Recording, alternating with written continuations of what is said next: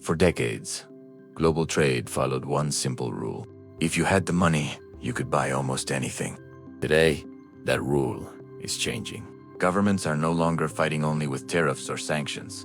They're using something far more powerful: export bans.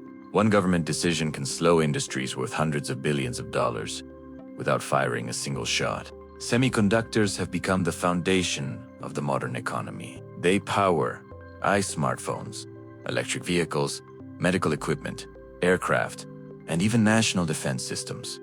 Whoever controls advanced chip technology doesn't just build electronics. They influence the future of innovation itself. That's why today's chip industry has become one of the world's most strategic industries.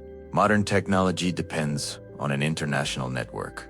One country designs advanced processors, another manufactures precision equipment. Others supply critical minerals such as gallium, germanium, and rare earth elements.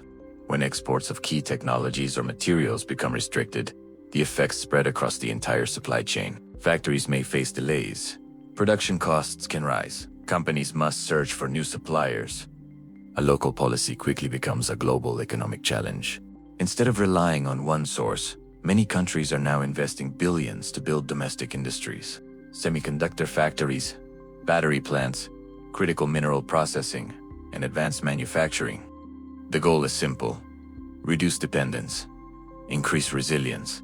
Because in today's economy, control of supply chains can be just as valuable as control of natural resources. Export bans are changing more than trade. They're reshaping investment, technology, and the balance of global power.